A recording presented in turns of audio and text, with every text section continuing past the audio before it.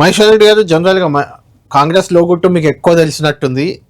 మొత్తం ఒకసారి R tax అంటారు, ఒకసారి బి ట్యాక్స్ అంటారు, ఒకసారి యూ ట్యాక్స్ అంటారు. వాళ్ళంతా మీకు ఫ్రెండ్స్. రేవంత్ రెడ్డి ఒక్కరితో మీకు కొంత గ్యాప్ ఉన్నా, ఉత్తమ్ కుమార్ రెడ్డి గారు, బట్టి గారు మీకు చాలా సన్నిహితులు. వాళ్ళు వసూలు చేస్తున్నారు, అవినీతి చేస్తున్నారు అని ఆరోపణ చేస్తారు, ఒకసారి బురద జల్లేస్తారు, వెళ్ళిపోతారు. నేను ఇప్పుడు కేంద్ర ప్రభుత్వం మీ చేతిలో ఉంది. నిజంగా అవి జరిగితే వాళ్ళని బయటకు తీయచ్చు, ఏమైనా చేయొచ్చు. అవినీతి జరిగితే ఒకటి. నిన్న బండి సంజయ్ గారు నిన్ననే ఐబీ మొత్తం ఎంక్వైరీ చేస్తుంది, ఇద్దరు మంత్రులు భారీగా అవినీతి చేస్తున్నారని ఆ మంత్రుల పేర్లు చెప్పకుండా వదిలేశారు. ఎలక్షన్ వరకైనా అవినీతి బయటకు వస్తుందా? ఇద్దరు మంత్రులు, ముగ్గురు మంత్రులు బయటకు వస్తారా? మీ ఆరోపణలు ఇట్లానే గాల్లో కలిసిపోతాయా? చూడండి, నేను మాట్లాడినటువంటి ఏ అంశమైనా ఆధారం లేకుండా ఈ రోజు వరకు ఈ అంశం నేను మాట్లాడలేదు. నేను ఇంకోటి గాలి మాటలు ఈ రోజు మాట్లాడాను. నేను మాట్లాడినంటే ఆ రోజు బీటాక్స్ గురించి మాట్లాడానంటే వాస్తవాలను బయటకు తీసి మాట్లాడినా.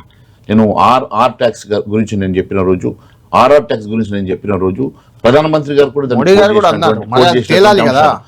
అనేక బీ ట్యాక్స్ విషయం చెప్పాను.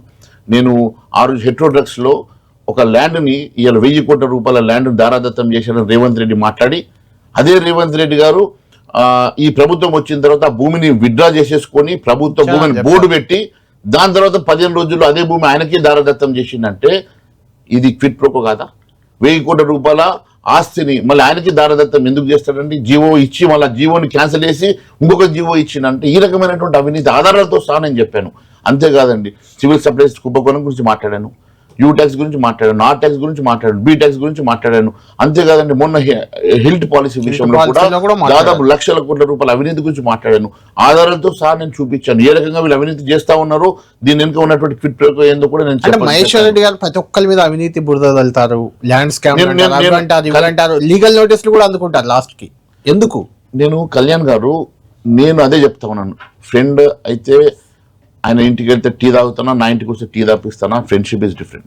పొలిటికల్గా నా పార్టీ కోసం నేను ఈరోజు వాస్తవాలు వస్తే అక్కడ ఎవరు ఉన్నది ఎదురుగా ఎవరు ఉన్నారని కాదు.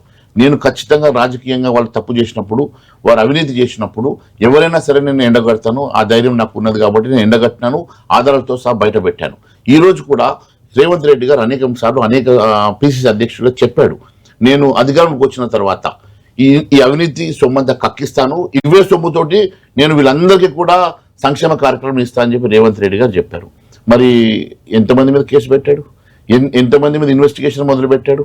ఎందుకోసమని ఇలా అవన్నీ సెటిల్మెంట్ కింద కన్వర్ట్ చేసుకుంటా ఉన్నారు?